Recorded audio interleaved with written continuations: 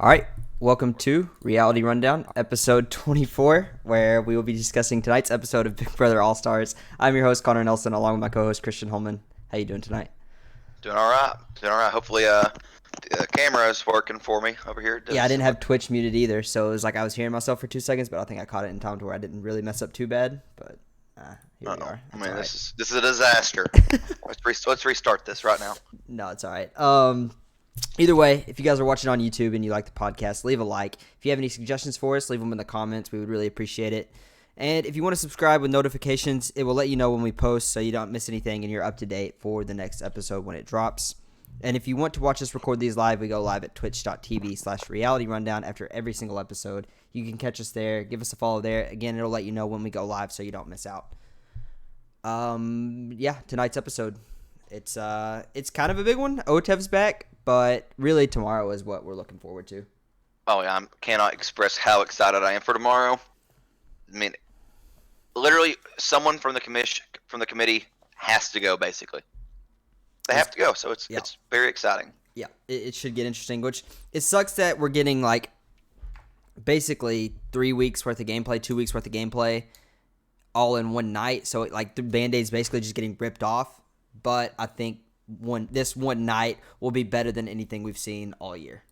Yeah, it will be the best episode of the season to the date. I mean, maybe a better one may come along, but to date, this will be the best episode. Episode 25, be there or be square.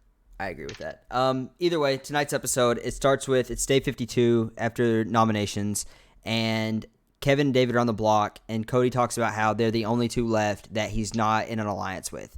Which, if you think about it, it's kind of crazy. There's 9 people left, and the only two are David and Kevin, and the rest of them he's pretty much good with. Like, Cody is 100% running this game with ease. At least right now he is. Yeah, I mean, there's a few of them who are like that, though. Enzo's the same way. Who else is it? Memphis in a kind of, sort of way. Yeah. More than some. But I don't think Tyler's really on anyone's radar at the moment now either. But I mean, that doesn't mean he's. I don't think he's in that exact. I don't think he's in the same area as those 2 or 3. But yeah, no. But yeah, I mean, you got a couple people who are just kind of. No one's going after them. Everyone's okay with them. So. Yeah. But he talks how if one David or Kevin do come down, that his backup is Christmas. She's in the committee, but he's like, who else am I going to go for? She's the next one on the list, so if I have to, she's going up. Yeah, I wish it was. I'm okay. It's part of it. I would love to see something like that happen, but you don't always get what you want. And we kind of see flashes of why I would love to see that happen after the veto or after the vetoes are picked, because we'll see like how Christmas can be, and I think it would have been really exciting if something would have happened, but we'll get there. Either way, Nicole and Danny, they're talking about how, Danny is talking to Nicole about how she wants Christmas out, how she wants the veto to be used or something happened so Christmas gets backdoored this week. And you can tell that Nicole is kind of just agreeing and she's not really on board with it. And I don't know if Danny catches this, but it's very clear that Nicole is not about this. And later you see, like, she's not, and I think it cuts to a DR right after this, and Nicole's like, yeah, like, I'm tired of doing everything for Nicole's game and not helping my game at all. Yeah, I think. Well, I didn't really feel like it was like super obvious in terms of probably in like a real conversation, maybe the edit a little, but I think she was more of just trying to be like, hey, just kind of hinting around that maybe this isn't the best thing to do. Yeah, we're running out of girls quick here. Yeah, but and they both talk about how they want to play in the veto this week, and Danny's like, yeah, I want to play and throw it to David or Kevin, and maybe win a prize while I'm at it. Which, I mean, why not? Yeah, but she probably would have. I think David probably would have beat her to the prize. Yeah. So, clearly, Nicole doesn't tell her here, but in the DR, she is just like, I'm not about this plan. Like, I'm playing to win this veto, not only because I need to win a comp, but I don't want Christmas gone. I don't want Christmas out of this game. I need Christmas. So it's very clear that Danny and Nicole are on two different playing fields here, 2 different mindsets, and I think we'll start to see a bigger split than there already is and we'll see if it's a good move for Nicole or not. Yeah, I feel like we're seeing Nicole actively go against Danny, while Danny isn't necessarily on the same level of going against Nicole yet. But yeah, but and two, Danny is more like passively going against Nicole by slowly taking up people that she's aligned with, in a sense. But I will be interested to see if Nicole's move of going after Danny and pushing the target on Danny and getting closer to Christmas will be a good move for her, or if it would have been better for her to stick with Danny and just say forget Christmas. Like, if Christmas goes, Christmas goes. Yeah, I mean, it's going to be a very interesting thing to see what ends up happening with that. But yeah, that's just interesting. Yeah, Memphis and Christmas talk, and this conversation it shows how both of their minds work.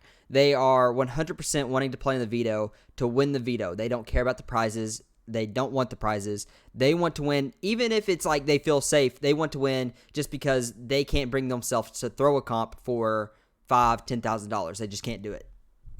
Yeah. Plus, it builds a resume for them, makes them look better. People respect them more while playing against them in the house. It does put a bit more of a target on your back, but winning money probably does the same thing too. So, Yeah. But I don't even think it's so much it would put a target on them. I think they just genuinely don't, like, their mind is like, I will never throw a comp. Like, I just want to win competitions. Oh, yeah. Like, it's not even about like safety. Kill. It's not really about anything. It's just they can't bring themselves to do it. Christmas is like the Terminator. Like, she's just brought back just to win. That's all she wants to do is win. Can't go against the orders, you know. Yeah. Just wants to win. But yeah, there really wasn't much to that conversation other than just both of them. It just shows that they want to play to win. They don't want to win any prizes. But we get Kevin and David. Kevin walks in where David is, and they talk for a minute, and David is like, I'm a little worried, but Kevin's like, no, dude, like, it's 100% me. I'm going home. The conversation I had with Cody, it was very clear that I'm the target this week, so really you should just not even worry about anything. Yeah, and which is fair. I mean, he is the target. I didn't really feel like the nomination speech was like super like you're the target, but based off the conversation, I think more of the conversation in the HOH was. But yeah, which just how it be sometime, you know, just how it be. Yeah. So Kevin leaves. That conversation was very quick. It was just like, listen, I'm the target. Yeah. He leaves. Enzo instantly walks in, and he's like, he's talking to David. He's like, you got to play now. Like, the veto's here. You got to win this veto. You're not a rookie no more. Like, you got to go for this veto. And he's like, I got your back in this game. I want you here.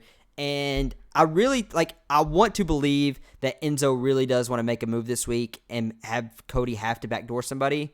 But then again, like, his HOH, when he was HOH last, he was talking all this crap, like he wants to make a big move, he wants to do all this stuff, but he ultimately went the easy route like everybody else has this season. And so I just don't think, like, when push comes to shove, he's going to really do anything. No, I mean, if he thought that doing a backdoor or forcing a backdoor would hurt his game, he's going to obviously pull away from it, which would be obviously the right thing to do. If it's going to hurt your game, you don't do it. But, yeah, all the foreshadowing in that conversation was just so funny now that, like, we're past it and I know what was going on. You got to go out there, you got to win. We're going to save you this week.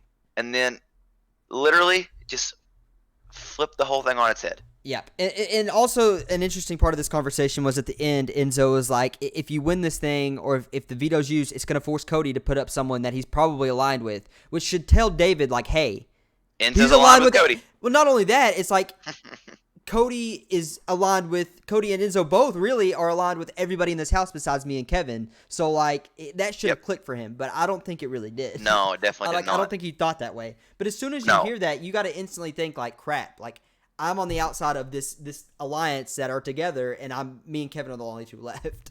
Yeah, the only thing David heard through the entire conversation was, "You're not a rookie anymore." Yo. That's all he heard in that entire conversation. But, yeah, I mean, David, man. Interesting way he thinks sometimes, but we'll get to some craziness that he gets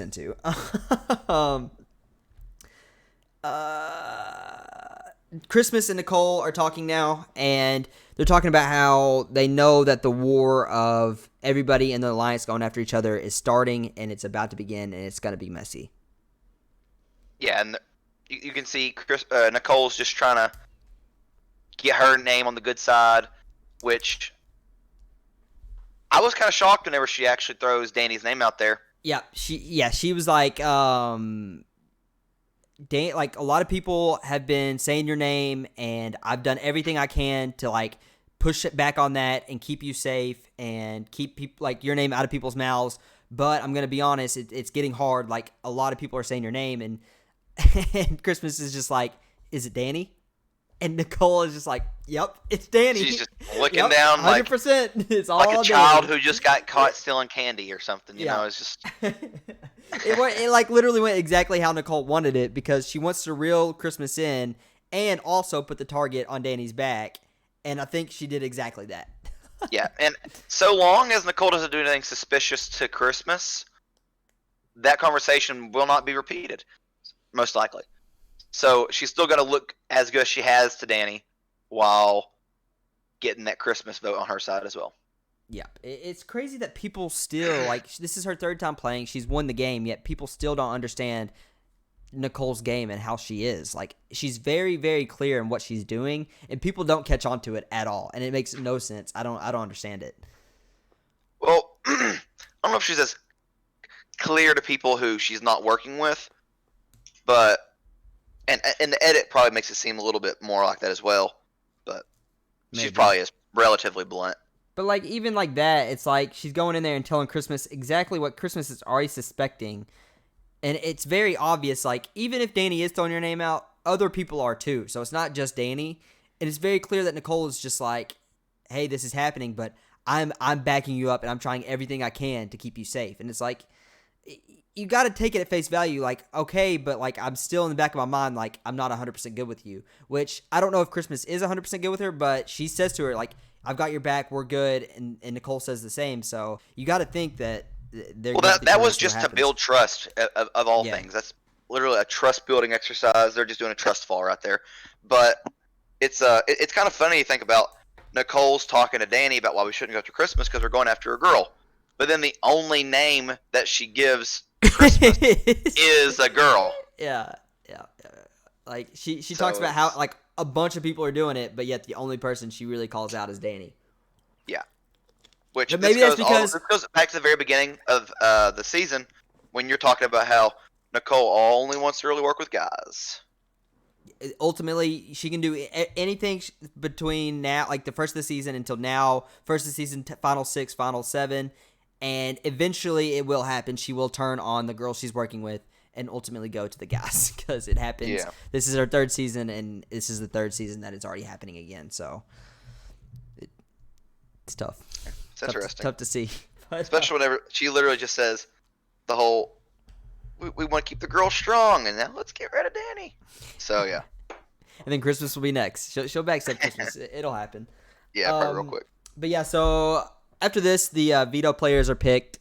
We have Cody goes first. He draws Nicole's name. Kevin goes second, draws Tyler's name. Again, there's got to be some record for Tyler. It's crazy.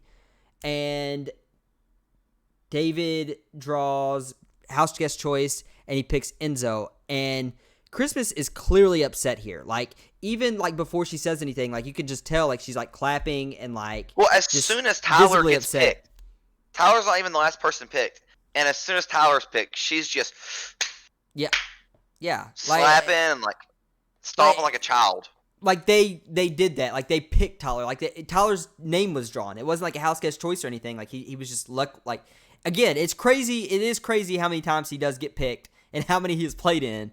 But it's still like how like crazy. I just don't understand it. Compared to Christmas, who hasn't played in a single one.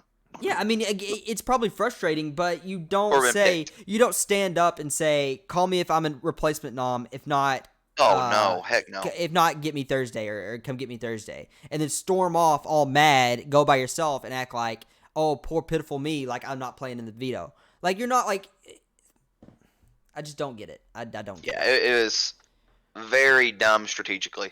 Yeah, and just straight up, just dumb, and not even yeah. just dumb. Like Yeah. just no one feels sorry for you, Christmas, because you're not playing in a veto. Like, sorry, but so she goes back, she storms off, and she's laying by herself. And Tyler goes back there, and he's like, I mean, I'm sorry that I promise it's just luck. I don't know what to tell you. And she's like, no, I'm not mad at you. I'm just frustrated that I'm not playing and I never get picked. Blah blah blah. And so I think him, Cody, and Memphis come in and give her a hug and just like pity party for Christmas. Yeah, they give her a good dog pile. But I just don't understand this at all. No, it doesn't make you look good. Like, all it does is hurt you. It doesn't help you one bit. Yeah, she's just overly competitive. And then the very next thing we see is Cody's out on the couch talking to Danny after this. Yeah, and talking about how over the top she is, and like, yeah. It's actually really funny to see like the way Danny is like talking to everyone. Like, Danny is like the perfect villain of the house. Like, she throws out just these random little like jabs at people. But the problem is the way she does it seeds. too. She does do that, but she does it too much, and she's not subtle at all. Like, it's but she is point. literally the perfect villain. Like, if you had to draw a bad guy for the season, it's definitely her. She gives like the smirks and the ha ha ha ha's and yeah. Just makes, I don't know. She just is the perfect villain, and actually I enjoy watching it. So right after this, again, it goes to Enzo, Cody, and Memphis, and they're talking about how they have to go for the veto. Enzo and Cody do, and keep the noms the same and get Kevin out. That's the goal. Nothing else can happen. And the whole time Enzo's sitting there like, yeah, like this is it. We got to do this. Yeah, yo, like sure, but in reality, he wants to win and take someone down so someone gets backdoored just so it gets messy. And again, I don't think even if he won, he would have done anything. Maybe he would have, but I just think if it came down to it, he wins the veto, Cody talks him out of doing anything, and noms stay the same. Yeah, I think there's a very fair chance of that, but you never know. And we will never know, so. True. So, yeah, they're just talking about how they got to stay the same. And either way, this is basically all we got until we get to the veto competition. Do you have anything that you wanted to talk about or saw that you wanted to talk about before we get to the veto? No. Yeah, I mean, there wasn't much, to be completely honest. Like, we didn't see really much anybody like campaigning for them to use the veto or anything, which maybe that's because it hadn't been played yet, but we didn't get much of like gameplay wise. But either way, we get to the veto, and it is Otev, which is it just me, or is Otev kind of getting like we need to move on to something different, or maybe mix it up, or I'm not a big fan of playing the hits. I mean, I like seeing new comps, but I would be fine with playing the hits like that, like do Otev, but do something different, like not just change the thing you take up, or don't change the scenery, like change like kind of the comp. Little way, yeah. Change something different. Let's change it up a little bit. We can have Otev, but maybe Otev is a endurance comp guy, and he's just talking to him, punishing him, and things like that, rewarding certain random. I don't know, just doing anything different. I mean, I think this is what, like 14 or 15 straight years of Otev. So again, I think they're just of the exact same Otev comp. Literally, same exact thing. So, but again, I like Otev. I think it's a cool concept. It's a cool comp, but I just think they need to switch it up or do something a little different just to mix things up. But either way, he is a psychedelic salamander, and there's a ramp, and it's like greased down. You have to climb the ramp or he gives you something you have to go get. Like it was house guests with bands, and there's 2 of them, and he gives a hint of who you have to go get. You have to drop down, get the right T-shirt, take it back to him, and if you're the last one, then you're out. And there's also a $10,000 shirt, and if you take that up, you win $10,000, but you're out, and there's only one of those winners. And so the first round, I forgot what the question was, but either way, they had to look for Janelle and Ian's shirt. And everybody drops down, you're gone. But yep. Everybody drops down, everybody's looking for the shirt, and I think it was like, I don't even remember. There's like maybe 2 people already up, and then David finds the $10,000 shirt, and he's kind of freaking out because he's like, if I don't get up there, I haven't found the shirt yet. If I don't get up there, but I had this 10,000, maybe I should just go ahead and take the 10,000 and see what happens.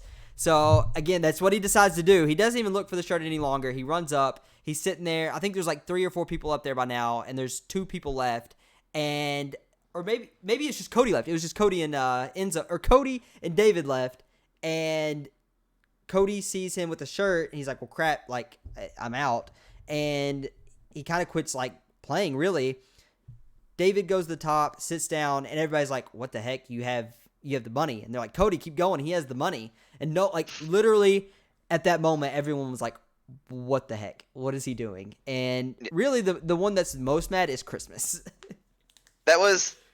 This was one of the dumbest Big Brother moves ever. Like, it's almost on par of the dude Marcellus, in season 3. Marcellus, yes, that's literally on par with him. Yeah, where he Marcellus doesn't use not the veto using the veto and then goes home. Yeah.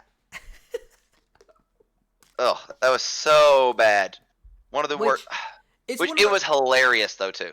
It's one of those things. It's a terrible game move. It's terrible in the sense of like just strictly Big Brother and staying in the game.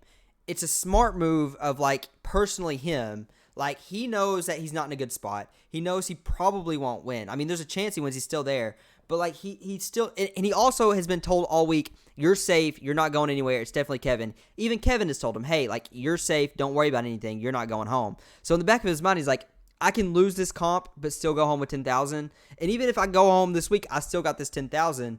So like in a sense, it's not that bad. Of just personally for him, it's a terrible game move. You shouldn't ever do this if you're like even think you have the slightest chance of winning, because this only gives people more of a reason to vote you out, even if it's not this week, next week, or the next week. So it's really stupid, don't get me wrong, but I think just personally, just in David's case, it's kind of like a smart move for him. Yeah, I mean, for the most part, yeah. But like grand scale wise, I'd say yeah. But in terms of like immediate gameplay. Oh yeah, no, immediate. No. It's horrible. Yeah. It's the worst. You should never do that. If you again, but he in his mind, and again, I don't think he really knows the game that well, because even though people tell you you're safe, you should never be like, "Oh, I'm good," because normally I don't think that's going to be the case this week. And I don't think that was going to be the case even before he took the money, that they were just telling him he was safe. Everybody was saying that Kevin was going, but then it comes Thursday and David goes home and he's blindsided, has no clue, because a lot of the time that does happen. People will feel so safe, think that they don't have to sweat or anything, and the next thing you know, you're going home. Yep. That happens more times than not. And I don't think really, he's probably watched one season, and If you go back, that happens. I don't think he's even watched the season. I don't think he's even watched the whole season. Yeah, there's a chance he hasn't. But it's crazy that he did that. And clearly nobody's happy about it. Everybody's like, "What are you doing?" Like Christmas was like cussing on the side. She wasn't even playing. She's like, "This guy, you've got to be kidding me. Like you're on the block. You feel that safe that you go get the 10,000 first round." It was just wild move. Yeah, but makes for good TV. I told you you would like something that happened. That was it, by the way, that I was talking about. Yeah, I had a feeling that's what it was going to be whenever you told me about it. Yeah. So he's out, and the next round, it was Kaser and Bailey t-shirts that they had to find. And this round, Tyler gets eliminated. Then we have Nicole and Keisha t-shirts. They have to find Nicole A. Kevin is eliminated here, and it was super close. It was down to like literally if Kevin could have climbed the wall 1 second faster, but I think Cody just is more athletic and more upper body strength. He got it pretty easily. But they got the t-shirt basically at the same time, and it was just a race to the top. But Kevin gets eliminated, which gives any hope for, I guess except for Enzo, that noms change. But I still don't think Enzo would have done anything. Either way, this next one we have Davon and Ian, I think, on the shirt. And Nicole gets it super early. I think Enzo's already up. And then it's down to Cody and Nicole. Nicole finds the shirt. And she's like literally one step from the top. And she's just like, "I can't do it," and falls back. Just let's go. What? Like, and I don't think she was throwing it. But no, I don't think she was either. But the problem is like it looked like she was throwing it. Yeah, because she's laughing and giggling. "Oh, I'm such a failure." Oh my gosh. Like that performance was literally on par with David to me. But that's how, again, it's Nicole. Like, that's how she it's unreal how, like, no one is like, this is exactly how she played her last season, that she freaking won the game, and they're just dragging her along. Like, she plays, it's crazy. I don't get it. I really don't get it. Yeah, but literally worthless. Like, she was, from me to the computer right here, from going on, and she drops, and literally had what it seemed like 10 minutes to freaking do it. I mean, it probably wasn't that long, but she went for a while. She fell at least 3 or 4 times, and then Cody finds it, and Cody is like up in 2 seconds. He's like, I don't care. Like, I felt like he actually relatively struggled getting up at that last one, on that one up there. Maybe a little bit, but still, I think like, he not was enough a little to tired. Like, yeah, but yeah, not enough to like whatever. So they literally drag Nicole up, and it's down to Cody and Enzo. And the last one is, I don't even know, whatever it was. They go down, and Enzo doesn't even know the answer. Cody gets it with ease, and Cody wins the veto. About on par. Yeah, I mean, it's literally the way the whole season's gone.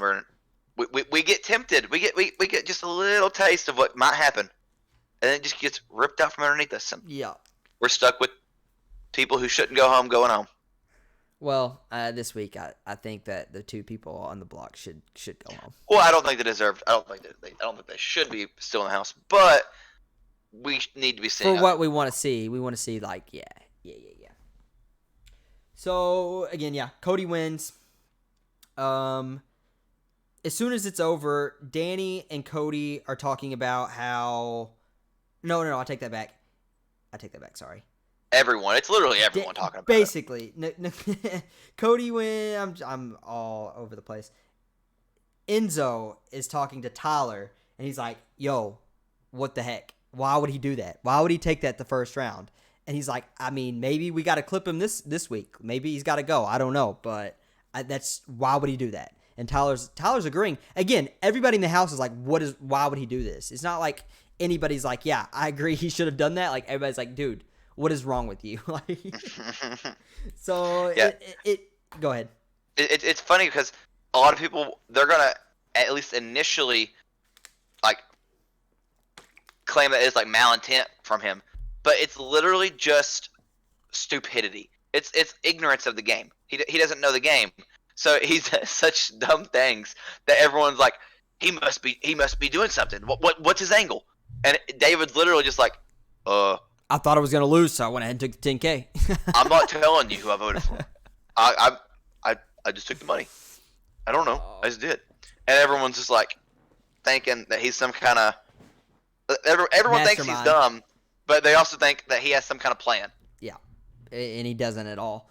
But the only time he had a plan, he got caught lying.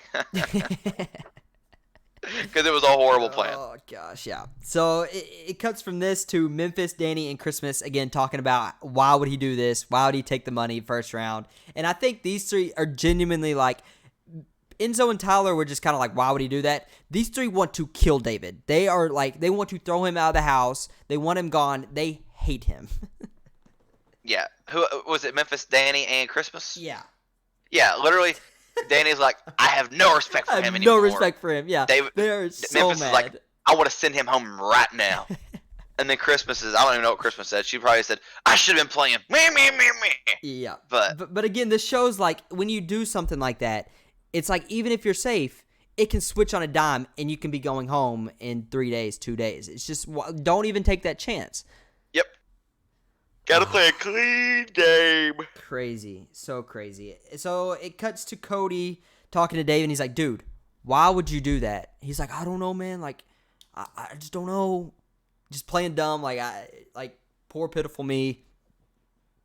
And again, I feel sorry for him because, again, I don't think he understands that he did anything wrong. Like, I think he thinks he's like, heck yeah. He's wearing the shirt. He's, like, repping it. Like, as soon as the competition was over, he literally was in his DR being like, yeah, everybody's going to be a little mad, but they don't got 10K. And it's just like, yeah, but you're going home. Yeah, but then it shows everybody talking, and then it goes back to the DR with him, and he's like, maybe I made a mistake. I think I messed up. Yeah, maybe a little bit, but it's just, crazy. I mean, it tops off of like the way David's season has gone. Oh, I mean, it's the perfect Dave season. But Dave, my man Dave. It's the season of Dave. Dave and Chris. Dave and Chris at it again. So really, that's about it. We get to the nomination ceremony or the veto ceremony, and Cody clearly doesn't use the veto. There was really no reason for him to do it. It would only cause problems for him, and really, he's sitting in a great spot. I do think Kevin is still the target here. I don't think, like, even with the David stuff, taking the 10,000 and everything, I don't think it's going to flip anything. I think Kevin's still going to go tomorrow, but it's going to be really crazy to see as soon as Kevin leaves. All right, everybody, HOH. All right, everybody, HOH. It's just going to be chaos. Yeah, it's going to be so exciting. Which, honestly, with it being a double eviction, Cody not being able to play in HOH, he might not be in as good of a place during this type of situation. But I still think he is because I don't think anybody's going to take a shot at him. The best place of other people, aside from maybe Enzo and him. I think him and Enzo are probably on the same level. Mm-hmm. But this is literally chaos whenever people go home. During double evictions, is whenever you have people being like, everyone likes him. Let's just send him home. And then all it takes is one person to be like, yeah, that's a good point. There's no time for them to like think about it. They're just like they hear the first thing and they're like, "Oh, all right, let's do it." Yeah, especially whenever after they hear double eviction, then they send someone home, and then they hear triple eviction. Yeah, it's gonna be complete chaos, and literally anyone could go home. I don't think anyone's in a good spot for this. The perfect person when it came to the double of like getting information to the person in power during it was Dan. Like. Dan on season 14 when the double happened, he was like he instantly ran, got Ian. He's like, Ian, this is what has to happen. Like you've got to do it this, and this. And that's exactly what happened. Like no matter what was said to him, he was the first person to talk to him and he got him quick. And that's what you have to do. Like as soon as the HOH comp ends, you run back in the house, you grab whoever wins, you take them to the love room, the whatever room that's closest, and you talk to them as soon as you get inside. Get what you think in your head is the right move here that is going to like benefit them as well. And hopefully that's the first thing they hear. That's the first thing that sticks. And that's what happens. Well, I don't think it's as easy as it sounds because it's definitely not easy. The reason he was able to be the first person to talk to him is because he was one of Ian's closest people. Yeah. So like if let's say Tyler wins, David has no chance of being the first person to talk to him because Danny probably doesn't have a chance of being the first person to talk and get her thing out there. So True. It's really important. I think for the most interesting thing to happen, I think David wins HOH. David's got to win, and it would be interesting because I think he throws up like maybe a Cody, maybe I don't think he put Enzo up, but like maybe a Cody, maybe Nicole, maybe I think Christmas. He put up Cody and Tyler. No, he wouldn't. Actually, he might put Danny up. He might put Danny up because or Nicole. Yeah, because of the framing. It would be Danny, Cody, Nicole, but it wouldn't be Tyler. That's what I'm saying. Like, and then if Tyler wins, it would be interesting because I think he would just go after Danny, and Danny would just be like, she would go out kicking and screaming. Like, it would not be good. Oh yeah. But I just have a feeling like Kevin's gonna go. The first one's gonna get played, and Enzo or Memphis are gonna win. And then the next one's gonna be played. Cody's gonna win, and it's just gonna be like a cakewalk, like everything else has been. And here we are. Yeah, it's gonna be really exciting. But again, this might be the first HOH that I genuinely want David to win. Oh yeah, I'd like to see it. I'd really like to see it because it's gonna be really funny to see who tries to get him to do what they want, who and then who he goes with. Yeah, it's I'm excited. Fun. It's gonna be fun. It's gonna be but the problem is not a problem, but it's gonna be a 2-hour episode. It starts at 8, so we won't get started until about 10:20, which is gonna be a late night. Yeah, and we can only assume that our episode's gonna be a little longer. Well, maybe we can try to keep it under an hour because we have 2 hours to cover. But yeah, we'll shoot for an hour. I think that'll be good. But yeah, I again, it could be an hour, it could be 30 minutes, it could just be like the season's gone, it's just be like vanilla, and here we are, like talking the same stuff we've been talking. Not possible. But impossible. Man, I really hope it's going to be fun and exciting, and I think it's going to.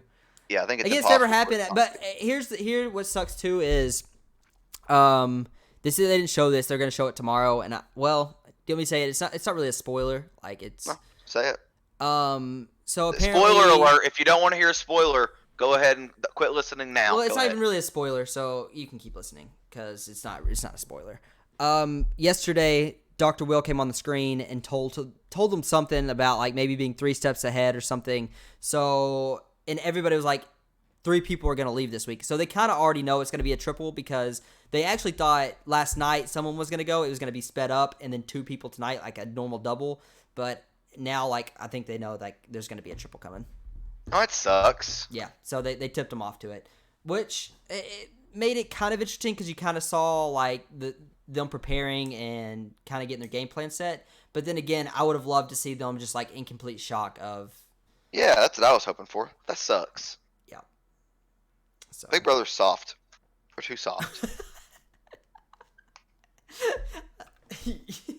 I'm talking directly to Big Brother. I'm talking to Big Brother right now. Look at me eye to eye right now, Big Brother. You're soft. Oh man. All right. Well, that's all I got for tonight's episode. There really wasn't much other than the veto comp being OTEV, which is a big deal, kind of, but not really. It's just OTEV, like it's every year. Other than that, there really wasn't much gameplay happening. There really wasn't much going on. Which again, like this season, there's not been anything going on. Like the live feeds, they're so like they're so unbearable to watch. You can't watch them. There's just nothing going on. Everybody's just sitting around doing absolutely nothing. There's no campaigning. Kevin is the worst. He just mopes around. Like I don't know. It's tough. Yeah. Tough out here. If that's what happens when we get power alliances around the house, but. Well, you got anything from tonight, or you want to talk about tomorrow anymore, or you good? My heart and mind is clear. All right, well, we will be back tomorrow night at 10-something after the 2-hour episode. Praying we get some excitement, praying we get something great. We should. First triple ever, except for it's happened on Big Brother Canada, but in the U.S. this has never happened, so it should be fun. But yeah, we will be back. If you guys are watching on YouTube and you like the podcast, leave a like. If you have any suggestions for us, like I said, leave them in the comments. We read those. We will greatly appreciate it. And if you subscribe and put notifications on, you will get notified when we post on YouTube, so you won't be behind on anything. And if you want to watch us record these live, we go live at twitch.tv/realityrundown after every single episode.